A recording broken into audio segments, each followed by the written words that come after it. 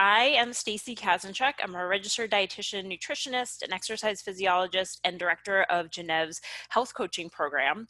And today I'm really excited to have one of our consulting physicians, our Wendy Ellis, Dr. Wendy Ellis. She's a naturopath, and she also has her own practice in Seattle. And I'm going to give her a chance to talk about her role with Gennev and a little bit more about herself. So Wendy, go ahead and introduce yourself to our audience.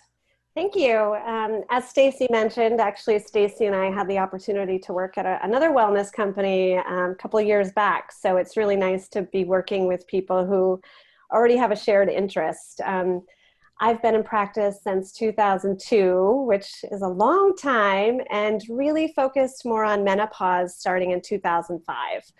So I've taken my practice really along the way. I've done work in genetics, and I've done work with other physicians, but I'm currently in my own practice, primarily doing menopause.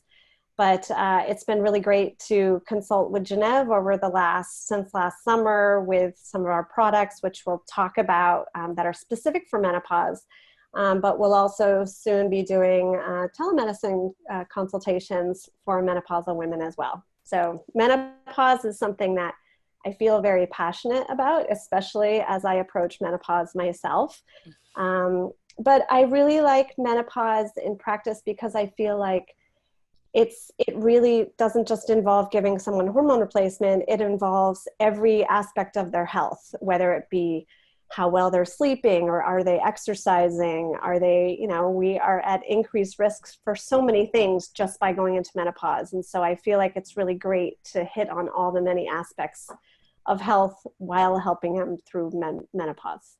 Excellent. Well, we and I are very glad to have you as a part of Gennev and excited for this topic today. You mentioned menopause puts women at greater risk, or there's different challenges women face during menopause. And right now, as we're in this pandemic with COVID-19, I'm getting a lot of questions from women of what can I take? What can I do? And I know you have a background with your medical training around supplements. So we brought you on today to really discuss the supplements. And just could you start off by talking about immune function, COVID-19, and how do supplements play a role here if they do? But give the audience just a basis on some of the things to be thinking about with this virus and our immune system.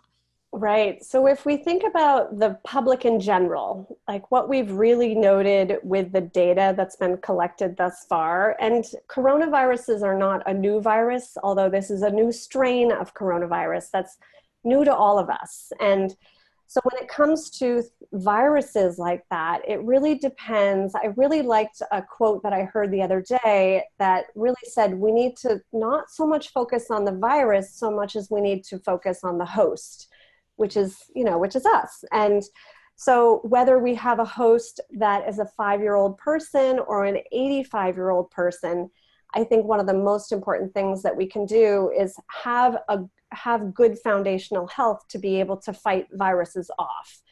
Because the data, there's a study out of Italy now that suggests that 43% of people that are infected have no symptoms.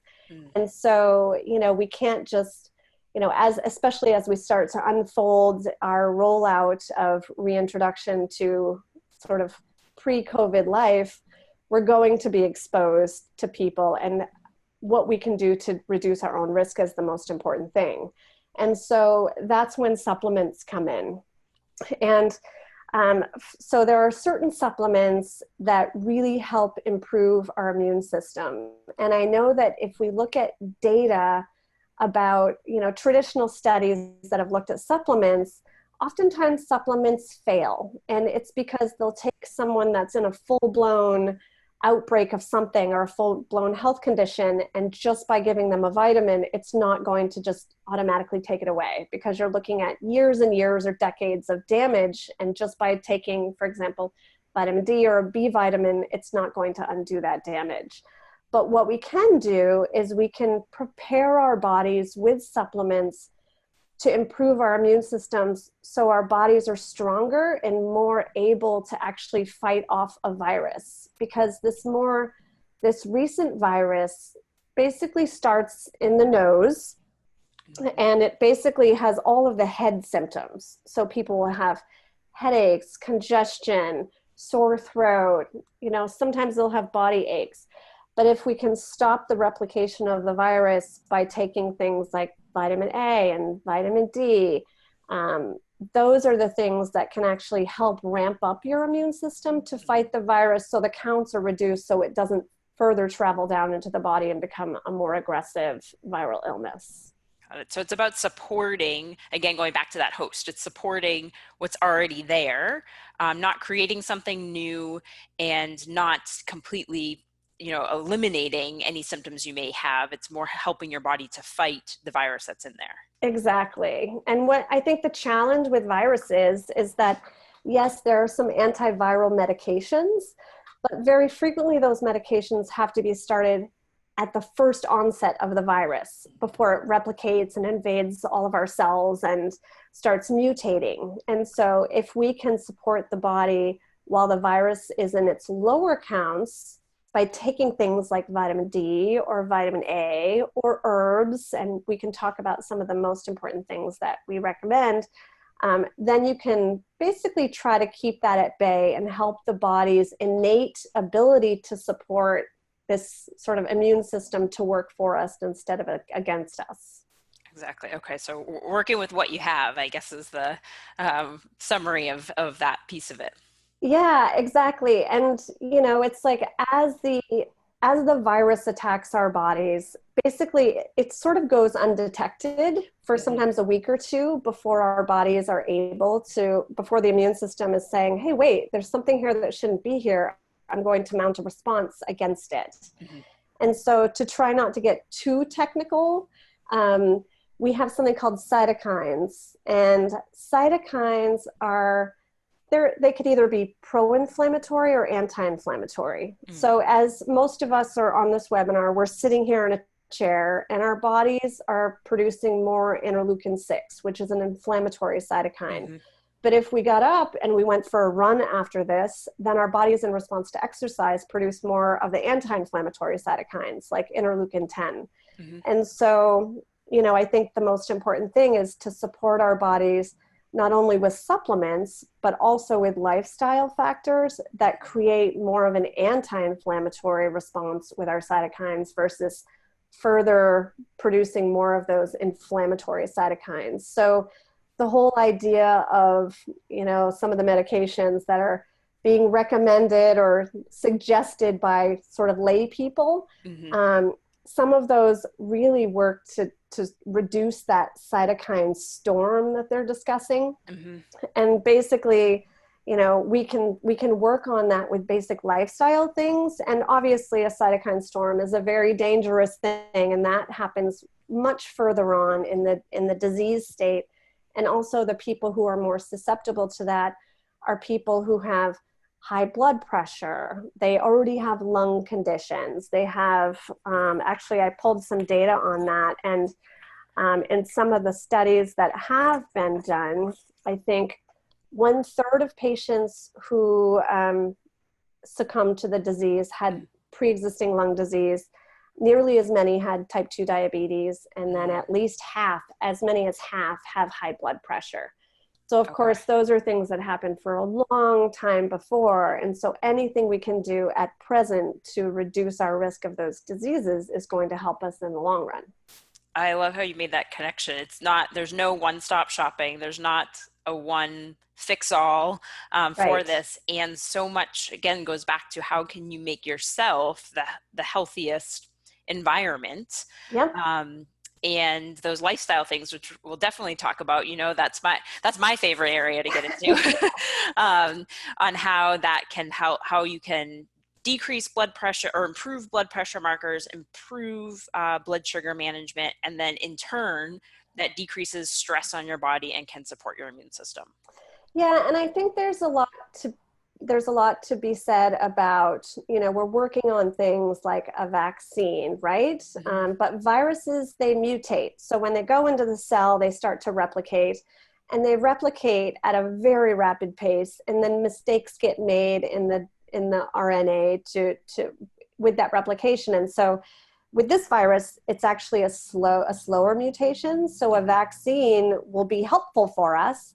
However, I always tell patients that, this year it's the COVID-19 virus. In the next coming years, there will be other viruses that we're not vaccinated against because they're new. And so a vaccine, although is very important, just like flu vaccines can be very important, we can't predict what viruses are going to come in the future. And so we need to prepare our bodies as best we can to help our bodies innately fight that off, instead of trying to think of all the vaccinations that we could possibly need, because we just don't know. Yeah, absolutely. And what a great way, just be more proactive than reactive. So we're setting ourselves up for success. Yep, exactly. Well, let's start talking with some of those supplements that can help with that. I know I've received questions from clients of, just tell me what supplement to take. What should I be buying? And it looks like the supplement industry is doing very well right now. So it's kind of interesting to see what's marketed out there. I would love to hear how you approach this as a credentialed, experienced practitioner with training and expertise around supplements. How do you approach this with your patients? And what would you recommend right now? When this first rolled out in March in the state of Washington, I put a newsletter out that really was trying to help patients know which supplements are the best for this. And this was independent of any health condition that someone might already have. And so for those of us in the Pacific Northwest, actually in most of the US, we're low in vitamin D. And most of us are low in vitamin D because we have jobs that have us working inside most of the time. And even when we're out in the sun, I mean, in Washington, we're at a latitude that even when we're out in the sun, we don't get a whole lot of vitamin D except for a few months of the year. And so because of that, and even when we're outside, we're covering ourselves with sunscreen because we're trying to avoid skin cancers. So we're basically at risk of having low vitamin D levels. And I think that people who have darker skin pigment are even at a higher risk of having vitamin D deficiency. And then as we're a society with a lot of obesity, and obesity also decreases our vitamin D levels. We just automatically, have reduced vitamin D. And so we have a lot of risk factors that are innately built in. So vitamin D is probably, if there was one supplement that I would recommend taking across the board, it's vitamin D. And vitamin D is a very important antiviral. It's anti-inflammatory. Again, vitamin D is not, you can't get a virus and just take a bunch of vitamin D and expect that it's going to cure everything. But it's a really important vitamin for our immune system, for our mental health, for our bones. There is just so much that vitamin D does for us. There's a lot of information about vitamin D and cancers and how it reduces cancer risk. And again, you can't get cancer and take a bunch of vitamin D and expect it to go away. Right. But if you have a long history or a longer history of taking vitamin D, that is protective for you.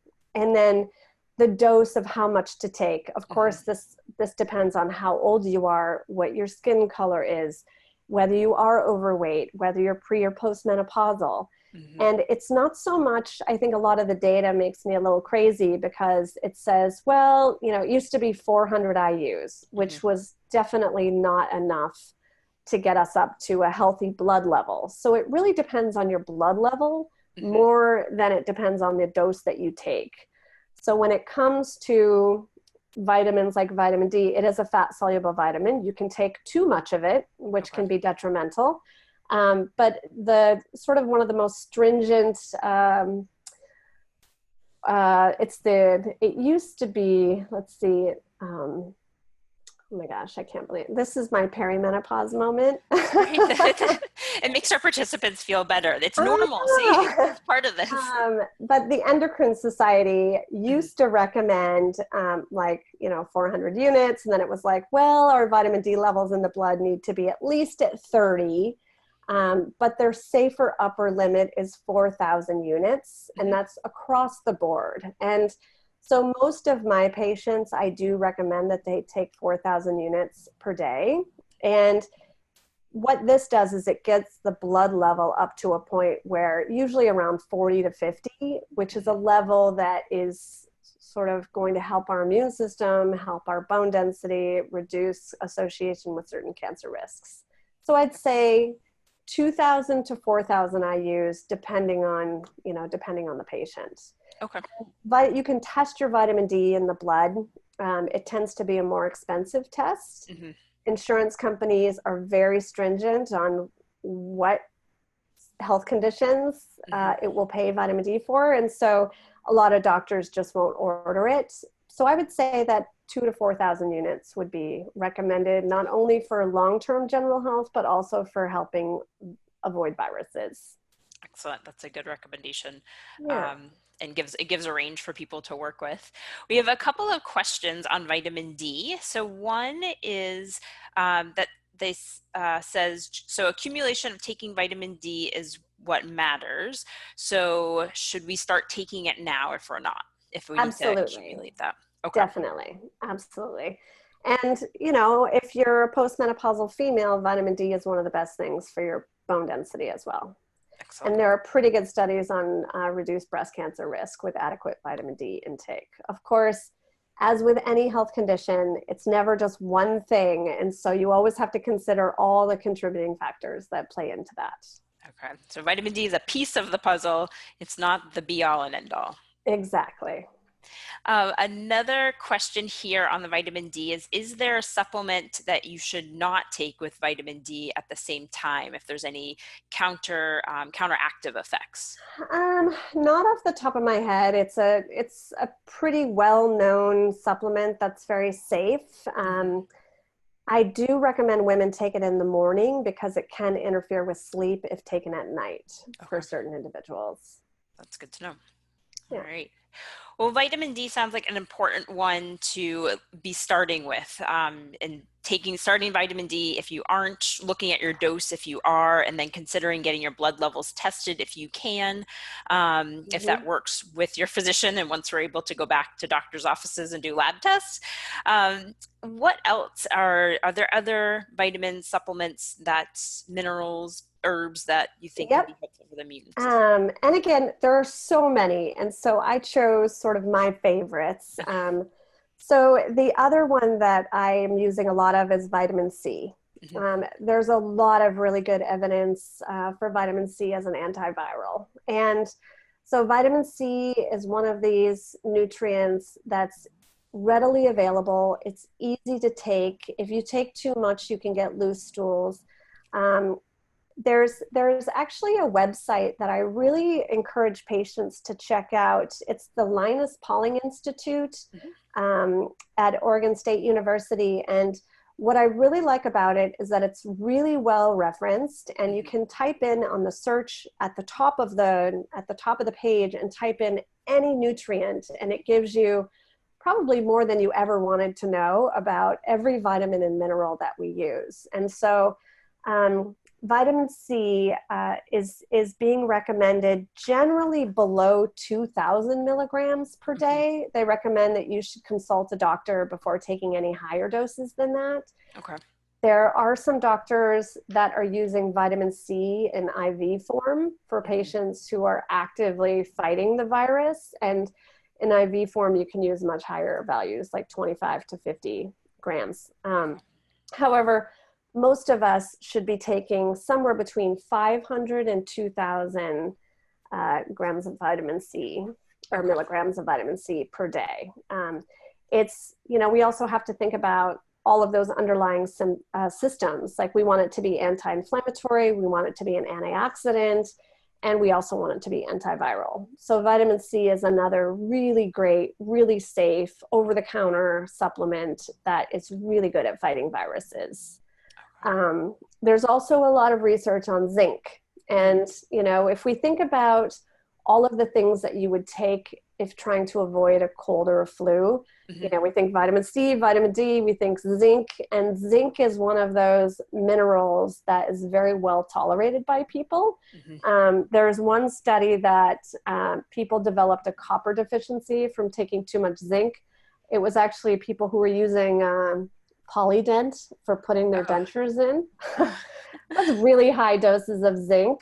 But I'd say most multivitamins have 15 to 30 milligrams of zinc, and usually they have 1 or 2 milligrams of copper. Okay. And zinc is also a very good antiviral. And in people who actually pulled some studies, and it actually, inadequate levels of zinc limited an individual's response to fight an infection. But when actually given oral zinc supplementation in this study, it actually found that it reduces the incidence of acute respiratory tract infections. Of course, we're worried about of lung health right now. It reduced it by 35%, and it shortened the recovery. Wow. So, and again, a lot of these things I pulled from the Linus Pauling website, and you can find references there. But zinc is one of those minerals that can really upset your stomach if you don't take it with enough food.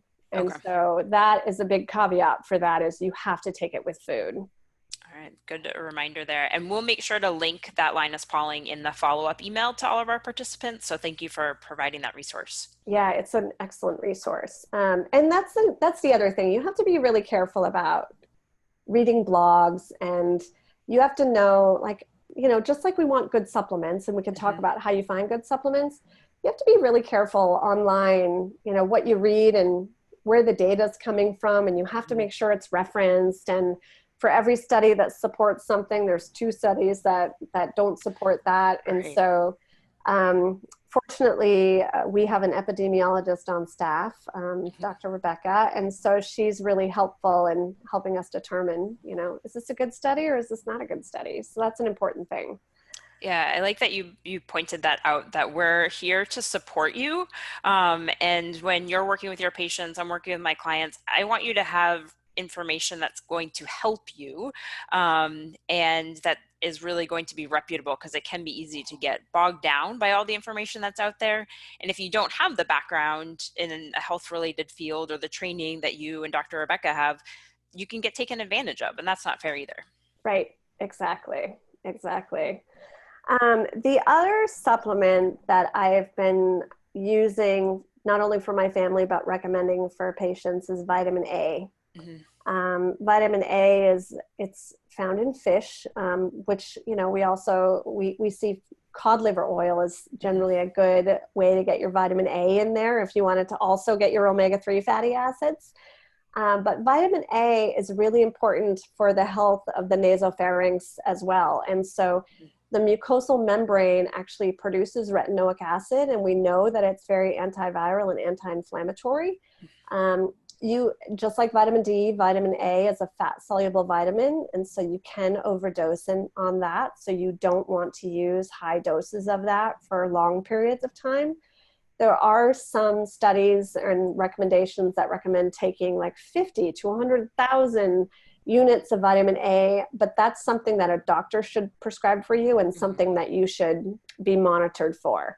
And the other thing is, if you, obviously, we're dealing with mostly peri and postmenopausal women who are not trying for pregnancy, but vitamin A can be very dangerous in high doses for fetuses. So so generally what I recommend is 10,000 units, which is very safe across the board, of vitamin A supplementation, just as further immune support to aid in the immune system that you mentioned that we already have. We're not trying to replace something. We're trying to give the nutrients to the body that it uses to actually improve and work our immune system. Excellent. Yeah, no, it's such a good point of, there's, again, balancing, and that there's not one pill that works. It's how does this work in conjunction, and what is it looking to support? Exactly. Exactly. One question I get with my clients is, oh, well, especially the vitamin C, actually. Well, if 1,000 milligrams is good, then why do I stop at 2,000? Should I take more? Is it okay to take 5,000? I hear it's water soluble. I'll just pee it out. With the things you mentioned, with each of them, I heard vitamin C and the zinc and vitamin A, more does not necessarily equate to better. Um, Exactly. is there Exactly. parameters or risk awareness that people should be Yeah, thinking of? and the thing is that not only are you going, if it's water soluble, you'll urinate it out. With magnesium or vitamin C, it can give you very loose stools, Hmm. and so obviously that's a negative side effect.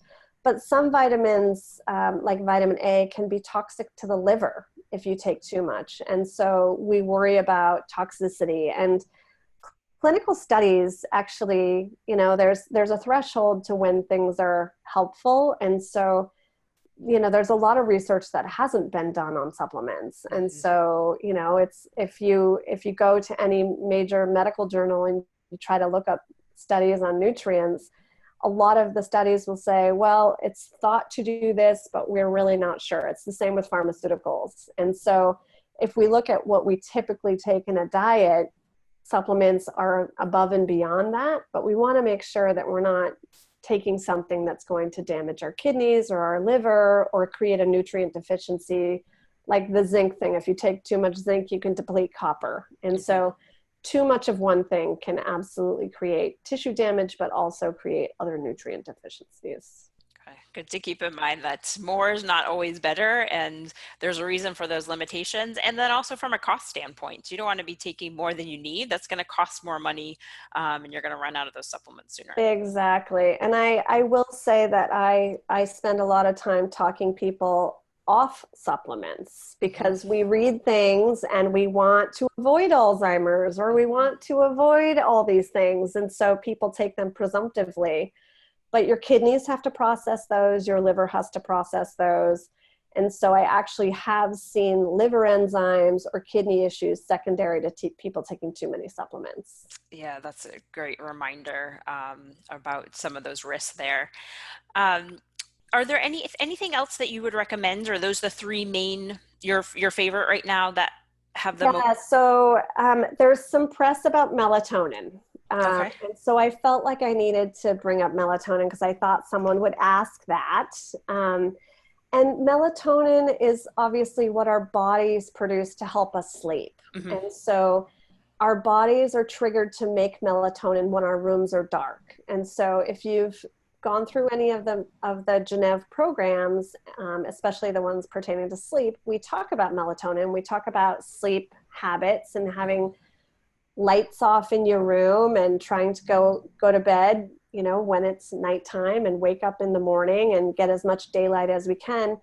And so melatonin is something that I think we're lacking because we're living in a society where our rooms are often not that dark and Hmm. people are sleeping less or they're not sleeping enough because they're having hot flashes. And so the reason why sleep is beneficial to us is because it restores a lot of things, but we're making a lot of melatonin that's helping us sleep. But that melatonin is actually acting as an antiviral as well. So I pulled some data on this because it's kind of a new to me as something that you would use to actually reduce your viral risk. And actually, it's been shown to decrease some of the inflammatory markers that have been associated with COVID. Oh, So interesting. interleukin 6 is one of those cytokines that actually tends to be high in people who have COVID, and melatonin has been shown to reduce that. It also has been shown to reduce C-reactive protein and also tumor necrosis factor, which is another inflammatory marker. So the studies have shown that at 6 milligrams, this actually improved outcomes in people who were suffering from severe multiple sclerosis. This was something that was 25 milligrams of melatonin. Okay. Um, but also it's been shown to lower blood pressure. It reduces pro-inflammatory cytokines. And actually, there's some research about whether it may help blood pressure. But Huh. again, too much is not good. And so melatonin has some anti-cancer properties. And so yesterday I had a patient who she was self-diagnosing herself and was taking 60 milligrams of Oh, wow. melatonin. And our bodies make about zero point 0.3 to zero point 0.8 milligrams Oh my when we're gosh. sleeping. And so my tendency is to get that naturally through actually going to bed in a darkened room Hmm. instead of taking melatonin. If you do take melatonin, it's recommended to take 3 milligrams or less. Okay. So Yeah. that's another one that has gotten a lot of press recently. Okay.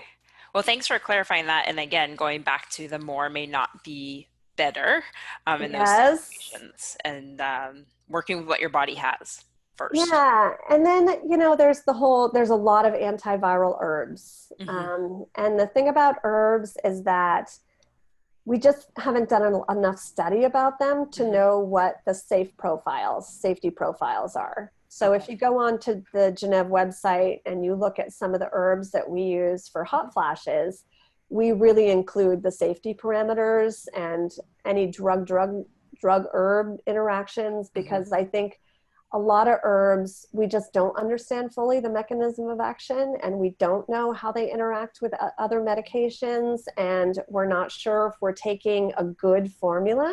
Hmm. So a lot of herbs come from overseas, and the FDA doesn't regulate supplements. And so you don't know whether you're taking something that has been grown in pesticide. You don't Hmm. know whether it's actually just cellulose in the capsule. Um, a lot of people take echinacea and other herbs because they have a high potency of berberine, which is it's almost like an antibiotic herb. Hmm. And so if we think about immune health and we think about antibiotics, like 90% of our immune system's in the GI tract. And so if you take an antibiotic and you basically decimate your microbiome temporarily, then your immune system is affected because of that. So if you Hmm. take berberine long term to treat or prevent a virus, then you could be doing damage on the other side with decreasing your innate immunity by affecting the microbiome. Back to that balancing act. I know. So I Yeah. think the herb question is a really individual one and a Okay. hard one, and I think needs to be discussed with your doctor because of all the potential side effects. Okay. Good reminder there. Um, so the other thing is that certain health conditions or diseases, or just living in this environment with depleted soil, that we we tend to have certain nutrient deficiencies as menopausal women, Hmm. not only because of life, but also because of certain things that are increased over time, secondary to just the aging female body. Hmm. And so some of those nutrients, we've put together a vitality pack for women, Yes. which is not a multivitamin. And Hmm. I think it's really important to stress that it's not a multivitamin. It's really more of a vitamin specific for the clinical nutrient deficiencies that have been noted in women who are approaching or in menopause. Hmm. So it's something that I created because I just kept supplementing the same nutrients to menopausal women over and over. And I'm like, we need to find something that has all of these things in it. Yeah. And so, and a lot of these support not only the stress response, so the B vitamins are supporting stress response. It's Hmm. also important in bone density. A lot of people are on birth control pills or antidepressants over the course of time, and a lot of nutrients are deficient secondary to medications that we may take. Also, there's the environment. Hmm. So we are exposed to a lot of chemicals that our bodies mount immune or inflammatory responses to, because our bodies are like, what is this bisphenol A in this plastic? Like, it shouldn't be here. And so our immune systems sometimes get hijacked fighting things that we're exposed to in our environment.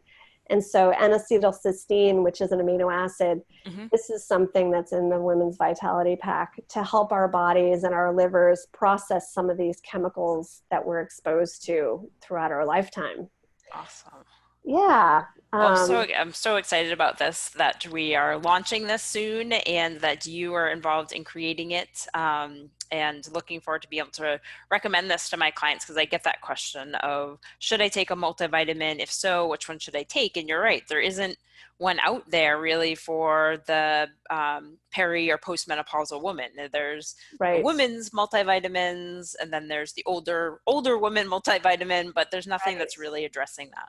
Exactly. And I feel like, if we look at populations and we determine what nutrients are deficient in certain populations, and then you go on this sort of second circle of what health conditions does this person already have?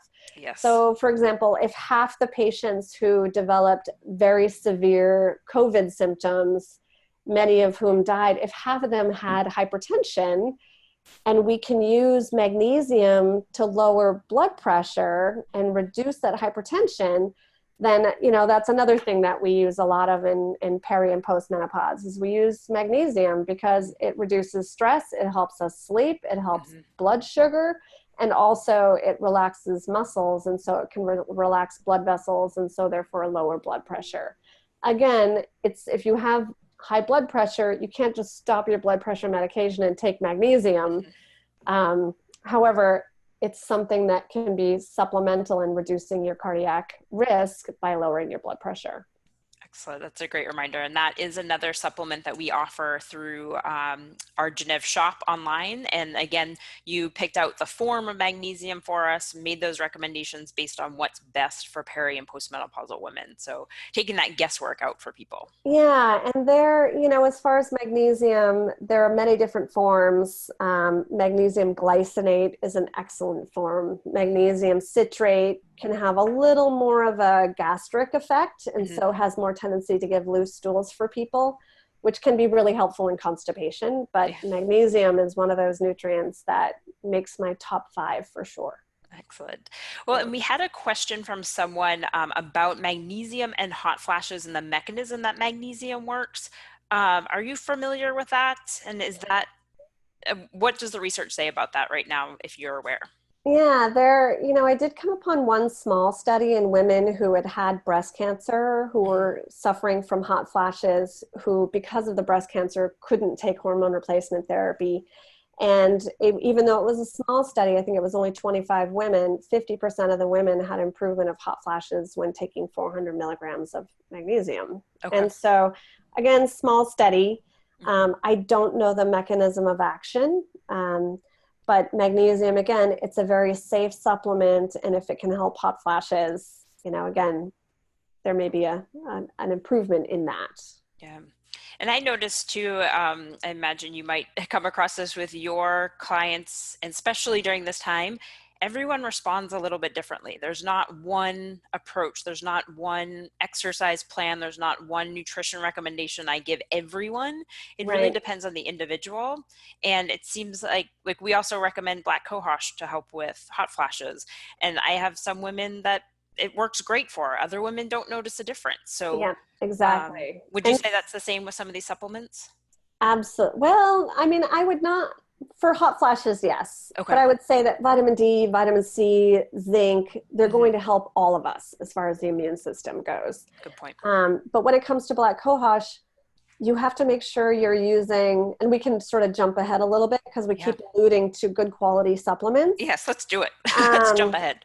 that sometimes patients will come in and they're taking supplements, and I'm like, well, I haven't really heard of that company, and I'm not sure if that's a good supplement, so let's try this brand. And it's not that I want to sell them a brand that I am getting kickbacks from. I don't get any of those things, but I want to make sure that they're using a reputable brand. Right. And so we use something called the CGMP practice, and it's Hmm. basically the good manufacturing process or practice. And it's companies that basically hire a third party group to basically study what's in their supplements and make sure that it's actually has what's listed on the label. I Hmm. can't tell you how many studies I've read where they've actually done an analysis, a chemical analysis of a supplement, and it either has things that should not be in there. Mm-hmm. So it could have pharmaceutical medications in there. Yikes. Or it could have only cellulose. So it doesn't have anything that's listed in there. And so the good manufacturing process makes sure that you're actually buying a supplement that has everything listed on the label in the form that's indicated, but also that they've sourced the ingredients from a place that's testing for contaminants. Mm-hmm. And then the other thing is you want to make sure that that supplement company is ensuring that it's going to have that same amount of active ingredient for the entire shelf life. So if I buy a supplement and it expires, in 2014, I can be guaranteed that exactly what's on that label is exactly what's going to be there up until that date. Okay. And so, we can go to Bartell's, we can go to Walgreens. I mean, I think it's a smattering of good and bad products mixed into those things. Yeah. And so that CGMP is a sticker that you can look for to make sure that they actually care enough to make sure that the product is a good product. Good. That's great. If people are looking outside of what we offer and how to be a little bit more savvy and conscious around that.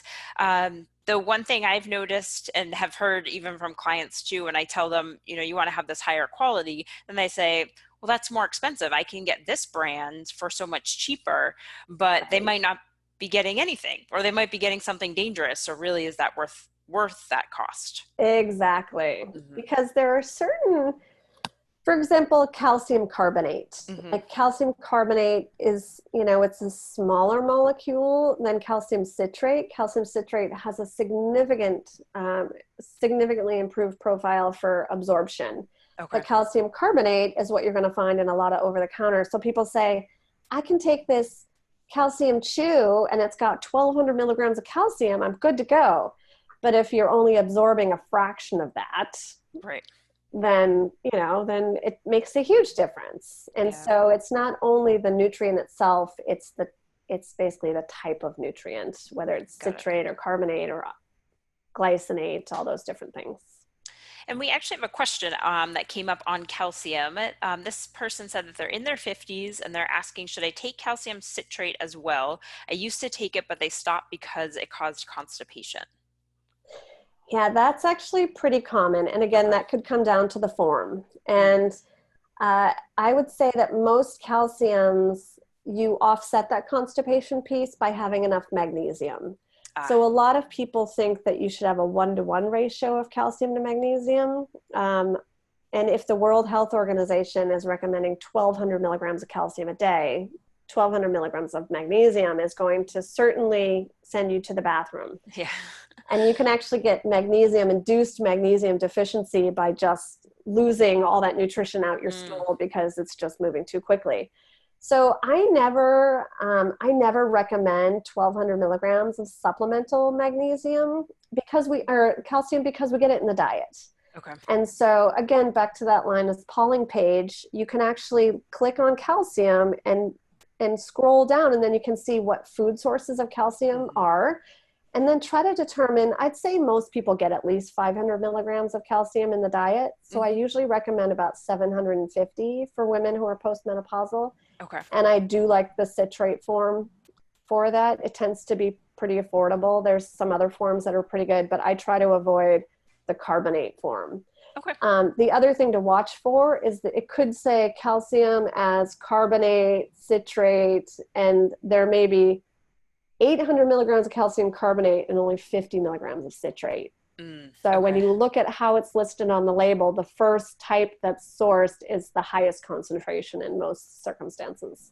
It's a good pro tip there, Wendy, keeping people savvy on the label reading, because that's another layer of knowing what you're putting in your body. Exactly.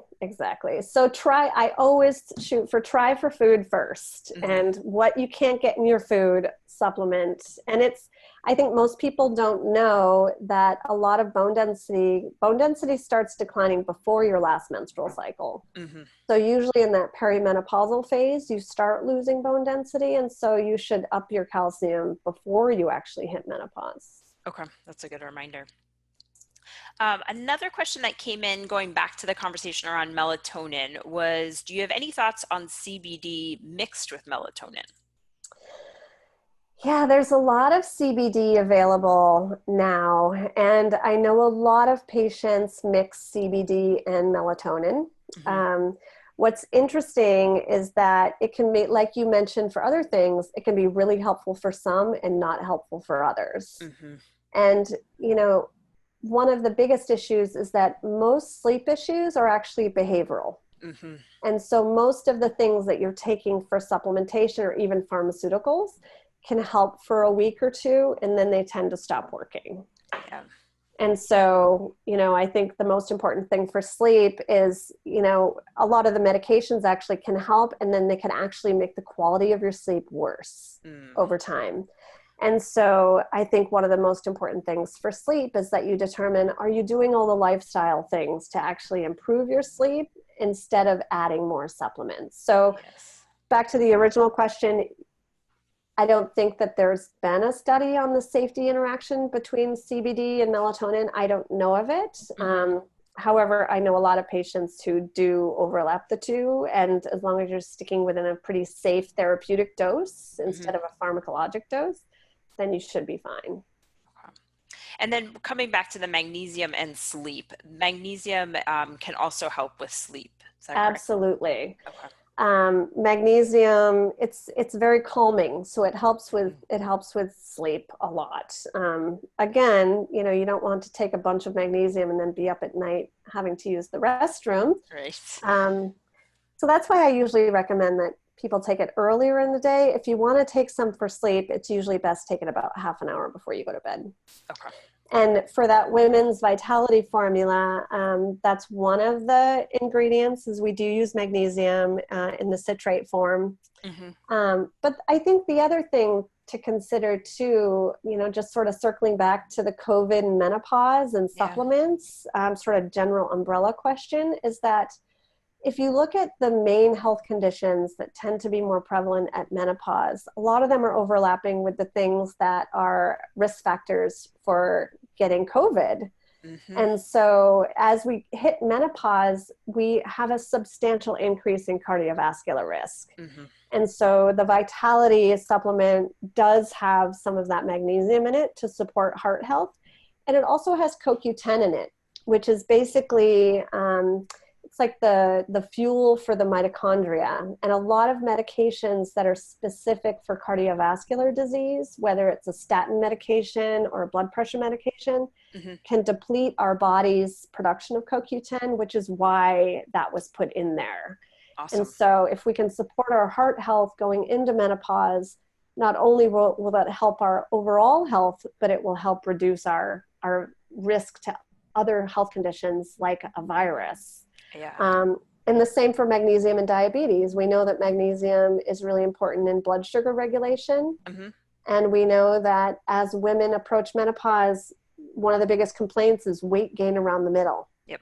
And unfortunately, that is due to estrogen declining, and then our bodies actually shift estrogen or shift that fat up into the middle, taking it away generally from arms and legs in some circumstances. Uh-huh. And that is an increased risk factor for diabetes and also heart disease, but also, you know, it increases our risk of getting viruses. Hmm. So there's a lot of overlap between the risk factors for Yeah. many health conditions, including this virus.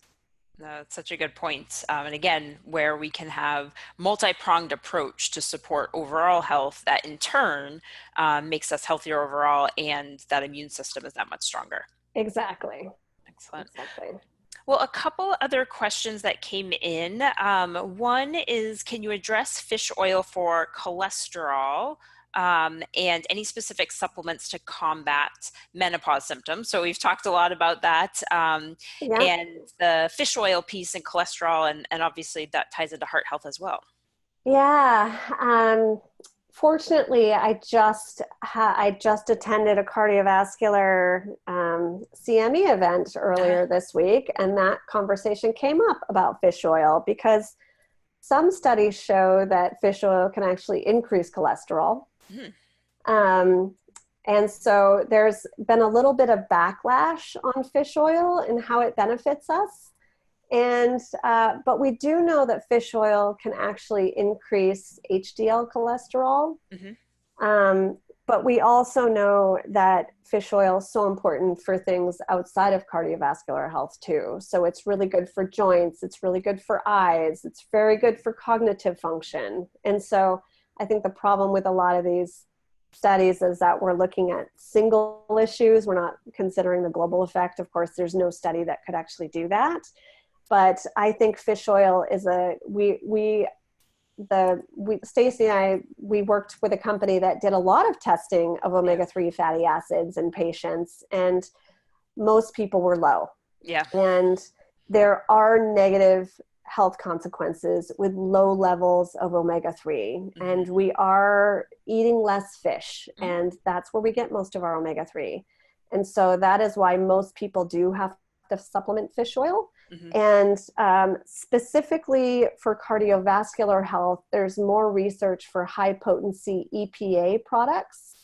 And so if you're looking at fish oil, we have omega-3 fatty acids, and then we have the EPA and the DHA, which are the components. When you look on a label, you'll see total omega-3, EPA, DHA. And so if you shoot for the higher EPA value, that is associated with better cardiovascular health in the long run. Awesome. That's great to know, because there's a lot of those numbers and letters on these fish oil supplements. So that's helpful to give our audience some recommendations. There's actually one FDA approved EPA formula. I cannot remember the name of it, but I just recommend fish oil with a higher EPA content. Okay, excellent. And then a question back on the weight gain during menopause. Do you think that there's a threshold for weight gain in menopause? This individual feels that 10 pounds is in a normal range, or they're asking, is 10 pounds in a normal range? Yeah, I would say that's a pretty common, 10 pounds is pretty common for many people. And, you know, I'd say the weight gain is probably the biggest complaint behind hot flashes. Yeah, I would agree. And, you know, as Stasi knows, being an exercise physiologist, it's one of those things that, you know, our metabolism slows down. So we burn about 200 to 400 less calories per day.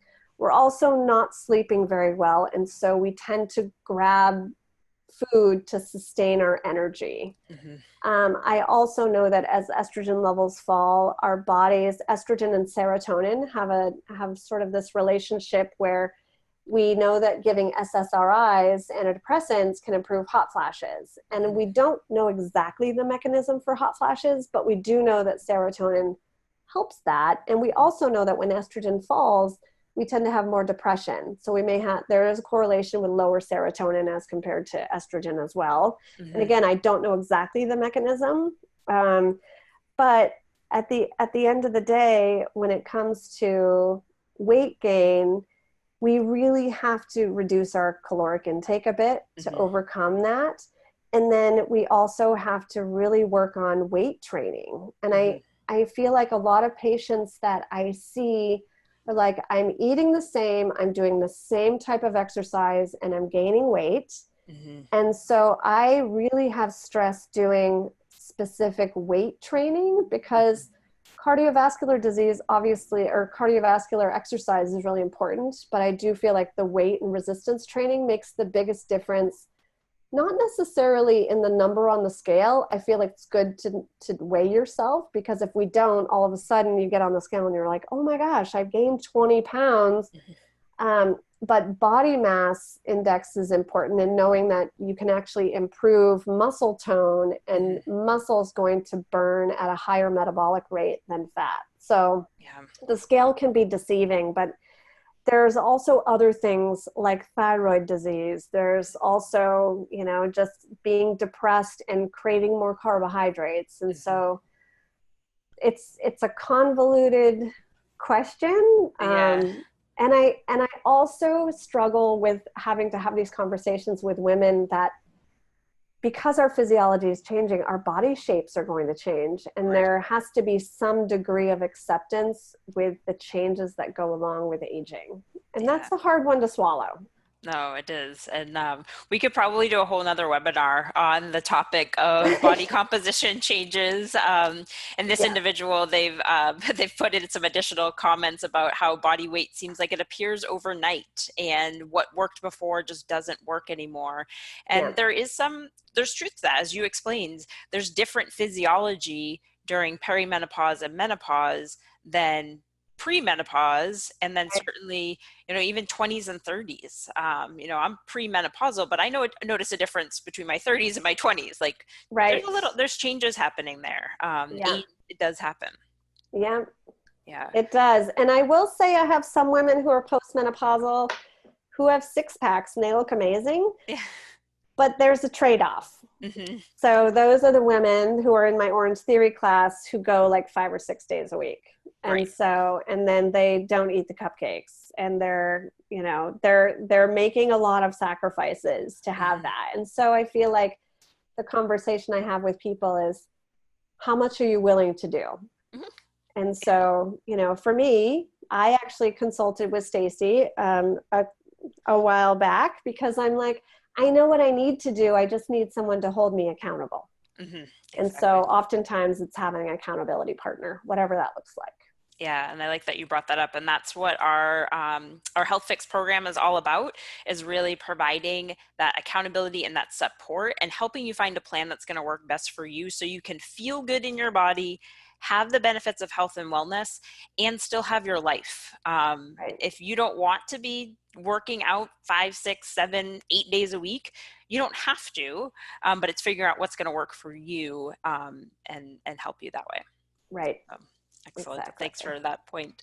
But Well, we're I will say that exercise, like you have to exercise yeah. every day. And that doesn't mean that you have to go to some rigorous class, but part of part of improving your immune system and Hmm. part of helping your menopause symptoms, movement has to be a part of that.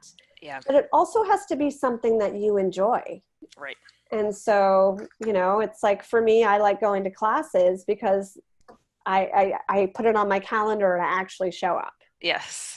So that, and so I, should we lead into that next question, Stacey, about what lifestyle things? Yeah, let's dive right into those lifestyle factors. And before we do that, though, let's remind people, because we've been talking a lot about that vitality pack. A couple of questions came in on that. So one is, if someone starts taking the vitality, should they also take magnesium, especially because there's magnesium in it? And this person they're taking a lot of supplements because they also have celiac disease. So Yeah. what's your recommendation on that? Um, so the Vitality Pack has 200 milligrams of magnesium in it. And Okay. so I'd say 200 to 400 milligrams is a pretty standard daily dose. And Hmm. so the Vitality Pack may have enough. Okay. Um, and then the vitamin A, there's actually 10,000 units of vitamin A in the Okay. Vitality Pack for the immune support. Vitamin D, there's 2,000 IUs, so you may need to supplement 2,000 more Hmm. on top of what's in here, or 2,000 may be enough. Again, you wouldn't know until you did your blood test to determine. And I like a level of at least 50. I prefer 50. I don't like high levels. I have people who are taking 20,000 units, and that can actually cause calcium issues. And so that's one of the issues that you can have with taking too much vitamin D. Okay. Um, the B vitamins, again, they're water soluble, and this doesn't have all the Bs. It has B6, B12, and folate. These are the most important nutrients when it comes to mental health and also stress support. Awesome. This is assuming, and I think one of the most important things is that taking this vitality pack doesn't mean that you don't have to eat well or you don't exercise. It's Right. meant to be an adjunct to good diet and good health.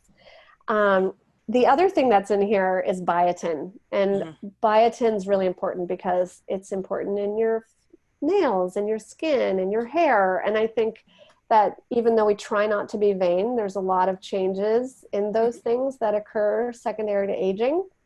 And biotin is in there. Another thing that's in here is selenium. Okay. And when we talk about antivirals, actually selenium is a really important antiviral. Okay, great. But selenium is also really important in thyroid health. Okay, another big one in there, especially during menopause, some of those changes in thyroid function that happen. Exactly. Okay. And so I would say, and then we talked about the CoQ10.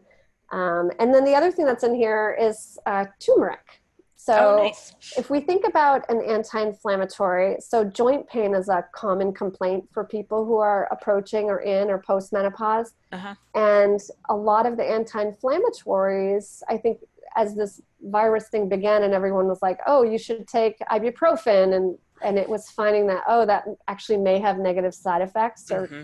because it's a fever reducer. That curcumin is it's an herb, but it's a very potent anti-inflammatory. So this is something that, and it's also been associated with improving cognitive function. And so it's one of those things that you can take without side effects. Awesome. Yeah, Yeah. that's great. And a couple other questions there. Is the pack vegetarian? Yes, it is a vegetarian Okay. pack. And when can people start getting a hold of this?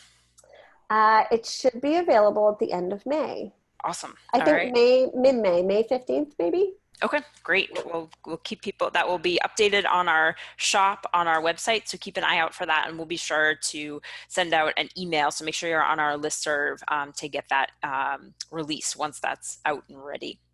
Yeah. I'm super Uh, excited to take it. Again, feel like I recommend these all piecemeal, yeah. and it was really great to have the opportunity to put it all together into 5. I wish it was less, but to that point, there are a lot of supplements that are sold as women's supplements, and if you look at the ingredients list, it's like everything under the sun. And the point of this supplement is not to give you everything under the sun. The point is to look at the most important nutrients for this phase in life and give you a therapeutic dose of the specific nutrients in there. So I Excellent. had to cut some of the things out that were my dream list. Yeah. Like fish oil. I would have loved to put fish oil in here, Mhm. but then it contaminates the whole capsule and it wouldn't be vegetarian. There And you go. so we had to sort of, make a little bit of adjustment for those 2 reasons.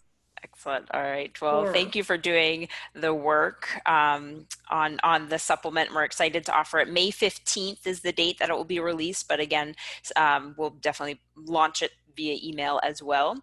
So let's finish up with talking about some of those lifestyle factors, Wendy, that you were mentioning also support immune health and have benefits during this phase of life of supporting women in managing their menopause symptoms. Yeah. And this is the most important thing. So if we don't have a good foundational lifestyle, you can't supplement your way out of that. Hmm. And so diet is really important. And if you think about, I always talk about eating the rainbow. So if you look at your foods, the things that are bright in color, like, red, orange, yellow, green, purple, blue, like berries, these have high antioxidants and they're also very anti-inflammatory. Hmm. And actually, by eating those foods, those will actually reduce your hot flashes as well. There's Awesome. definitely evidence of that. And Hmm. so, dietary wise, there's a lot of research on the Mediterranean diet Hmm. across the board as being a healthy diet to follow. Hmm. And what I usually recommend to people is I hate the word diet. Yeah, I agree. Um, but I usually recommend that people just print out the list of foods that are on the Mediterranean diet and just try to stick to those most of the time. I mean, Hmm. there are times where you're going to eat a piece of pie or you're going to have birthday cake or you're going to do that. But I usually recommend that people, if you can stick to a whole foods diet the majority of the time, like 80 to 90% of the time, that allows you to eat other things without feeling the guilt. Because I feel Yeah. like people who take those, if you completely eliminate a food group other than having celiac disease and not being able to eat gluten for a medical reason, I feel like your mind sort of tricks you into thinking you only want that. Right. And then you end up being bingy. And Hmm. so diet is probably the most important thing. Exercise, we touched upon exercise. Exercise is so important for making more of those anti-inflammatory cytokines versus pro-inflammatory cytokines. So it's improving your immune system by exercising. And you Yeah. also need to exercise because your joints need movement. Like Hmm. movement is lubrication for your joints. Absolutely. And then it's good for our mental health. It's good for our sleep. And so um, I know when I don't exercise, I crave weird things, and my diet goes off the rails, and I also don't sleep well, and I'm crabby. And so it makes a big difference if I'm exercising. And then sleep. Yeah. Sleep, our bodies do so much work while we're sleeping to Hmm. help us. And so we learned about the lymphatic system, which is almost like it's like a self-cleaning oven for our brains. Uh-huh. That happens only while we're sleeping, but our bodies basically heal and restore while we're sleeping. And we should be sleeping at least 7 hours per night. Yeah. I'd say 7 to 9 hours is the window of sleeping enough, but not too much, because too much sleep can actually be detrimental as well. Back to that balance factor, right? I know. And then the last but probably most important thing is having a good digestive function, Uh-huh. because the microbiome, which is basically describes all the colonic bacteria in our large intestine, if we think about most of our immune systems in the GI tract, you have to have good GI function to have good immunity. Excellent. Great recommendations there. It sounds like a bunch of topics for future webinars, so we might have to think of some future collaborations here. Exactly. And Uh, then stress, oh, yes. managing your stress. If you look at some of the most common health conditions that are in the population, stress is a huge contributing factor.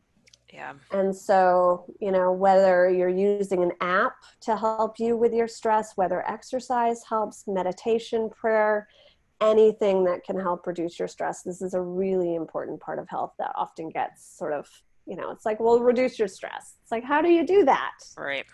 Yeah, So, it's an important piece. And figuring out what's going to work, again, goes back to what's going to work best for that individual. yep, exactly. Awesome. Exactly. Well, we had one question about gut health. How do you start to address that and find out how yours is? I'm going to table that question for right now. We did do a webinar a few weeks back on gut health, so we'll link that. We can possibly link that into this email, or it's also on the YouTube channel with all of these, and that has some more information there on the gut health piece.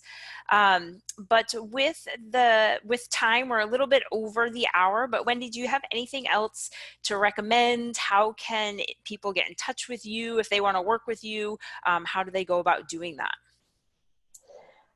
So I have a website that's just my name is like Dr. WendyEllis.com. There's more information about me there.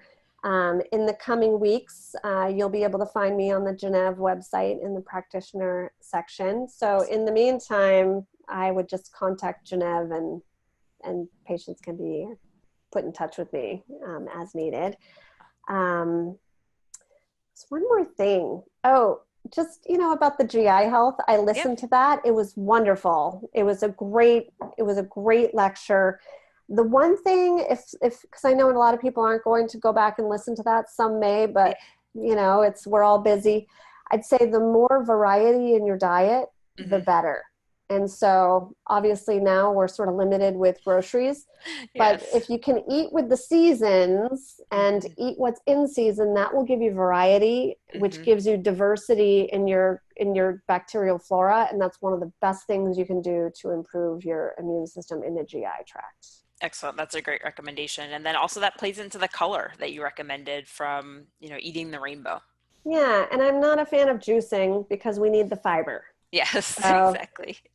I'm not against juice 100%. However, you need to be eating the fiber within those juices to actually have the beneficial benefit to your short chain fatty acids, producing short chain fatty acids for the fuel for those good microbes. Thanks for that reminder as well, Wendy. Yeah. Yeah. Well, it's been awesome talking with you. So thank you so much for taking this time. And just a reminder, a lot of these things with immune function and finding the right supplements, it's a multifactorial approach, and there's not one approach for one person. So if you have questions on what's best for you, our Health Fix program matches you with a registered dietitian nutritionist for a coaching accountability program.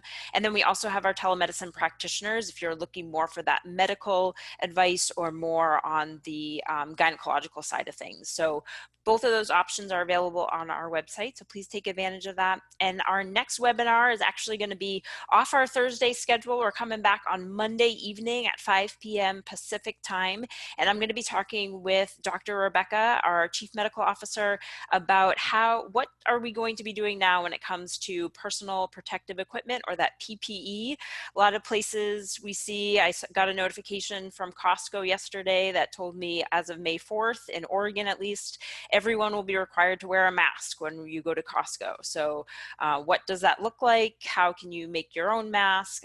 What is PPE and why should we be thinking about that? So that's coming at you on Monday. So register through the link and tune in then. All right. Thanks again, Wendy. Thank you. Bye.